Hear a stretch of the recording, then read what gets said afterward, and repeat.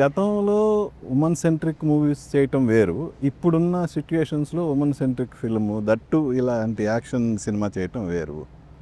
అంటే మారిన పరిస్థితులు అనుకోవచ్చు, మీ కొత్త అనుబంధాలు అనుకోవచ్చు. సో అసలు దీన్ని ఎలా చూస్తారు మీరు? నేను ఎలా చూస్తాను అంటే ఎస్, విమెన్ సెంట్రిక్ అని ఒక జానర్ ఉంది అందరి మనసులో. యూనో ఒక సోషల్ మెసేజ్ ఉండాలి, ఒక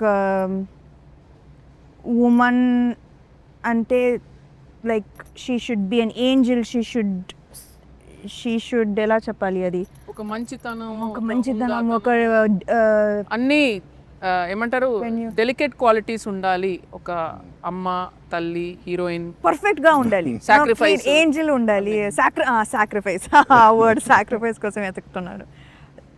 యూజువలీ అలాంటి ఫీమేల్ సెంట్రిక్ సినిమాలే వస్తుంది, యూనో. సో అది బ్రేక్ చేయాలని ఉండింది నాకు.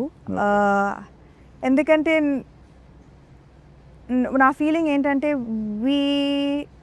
we have typecast and put women movies in this bracket, ఇలాగే ఉండాలని.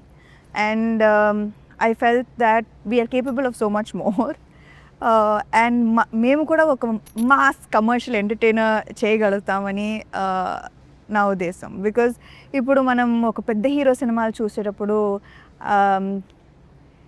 ఐ థింక్ హీరో ప్రభాస్ గారు చేపెడితే చాలు 100 crores వస్తాయి. కానీ ప్రభాస్ గారు ఫస్ట్ సినిమాలో చేయాలి పెట్టలేదు కదా. 10 years directors have written and elevated heroes to that status that చేపెడితే కూడా జనాలు చచ్చిపోతారు. సో ఇప్పుడు ఈ సినిమా టార్గెట్ 100 కోట్ల.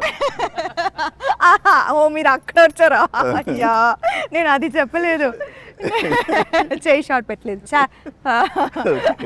So I feel that if there is some kind of time and effort given to women also to build them up slowly. ఇప్పుడు నేను first cinema చేయబెడితే కొడతారు జన. కానీ the point is that we can also rise to a certain level if we are given that padding continuously. చేసి we can also. And women action films బాగా చేసాం కదా, Charles angels, మన మార్వెల్ సిరీస్ లో కూడా మనం ఎప్పుడు ఎంజాయ్ చేస్తాం.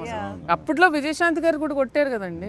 అసలు ఆట ఖాళీగా ఉంది, ఇప్పుడు ఈ సినిమా దానికి నాంది అనుకోవచ్చాము. విజయశాంతి గారు ఇప్పుడు యాక్చువల్గా ఇప్పుడు ఈ జూన్ చూస్తే మీ శుభంలో ఉన్న వాళ్ళందరూ వచ్చి జూన్ మీద పడ్డట్టు అనిపించింది నాకు. ఏంటి ఏమేం చెప్పారు శుభం యాక్టర్స్ ఆర్ నౌ.